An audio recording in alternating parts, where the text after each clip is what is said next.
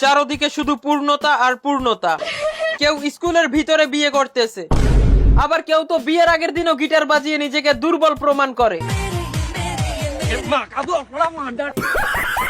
শুধু তাই না, কিছু মেয়ে তো জামাইয়ের থেকেও বেশি উত্তেজিত।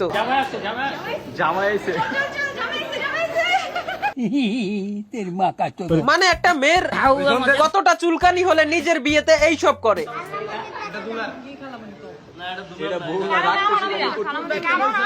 তো আমরা কখন বললাম যে তোর মায়ের বিয়া? দেখেন, এই যুগের বউদের বেহায়াপন্থী এতটাই বেড়ে যাচ্ছে যে এখন আর বিয়েতে ডান্স করার জন্য এক্সট্রা লোকজন লাগে না।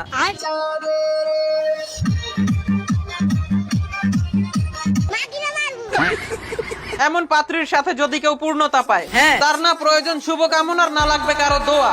কারণ কিছুদিন পর নিজের নুনুতে আঘাত করবে হাতে নিয়ে ইটের খোয়া।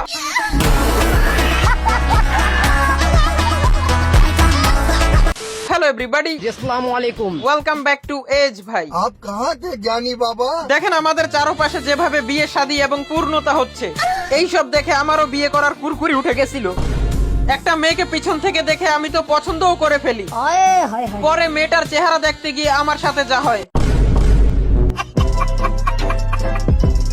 দেখেন, বাংলাদেশে বিয়ে করার ক্ষেত্রে সবারই মোটামুটি চাহিদা থাকে, ঠিক আছে, তবে এই খালাম্মা কি বলতে আছে, আমাকে বিয়ে করতে হলে 30 লাখ টাকা মাসে ইনকাম থাকতে হবে। 200-250 টাকার যৌনকর্মীরাও এখন বলে মাসে 30 লক্ষ টাকা বেতন থাকতে হবে। দেখেন আন্টি, এই ধরনের কথাবার্তা যারা বলে তারা সবসময় হলুদ সাংবাদিকের সামনে লো বাজেটের ইন্টারভিউতেই থেকে যায়, তাদের কোনোদিন বিয়ে হয় না।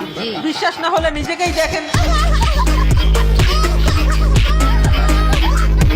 আমাকে বিয়ে করতে হলে 10 থেকে 20 লাখ টাকা তার ইনকাম থাকতে হবে। আমাকে বিয়ে করতে গেলে শহরের উপর 10 তলা বাসা থাকা লাগবে, 20 লক্ষ টাকা স্যালারি থাকা লাগবে। মানে এলাকার চোর চাকর পোলাপানরাও এদেরকে হোগা মারে না, আর এদেরকে লাগবে 20-30 লাখ ওয়ালা জামাই।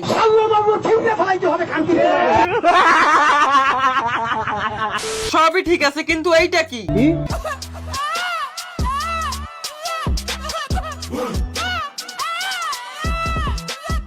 খাচ্ছে উনি আর বিচি ব্যথা করে সবার। এদের খাওয়া দেখলে তো বিয়ে করতেও ভয় লাগে। ভাই, আমি পিচ পায়ে হাঁটা দিলাম, আমার বউ লাগবে না। আমি টেবিল ফ্যানের সাথেই খুশি আছি।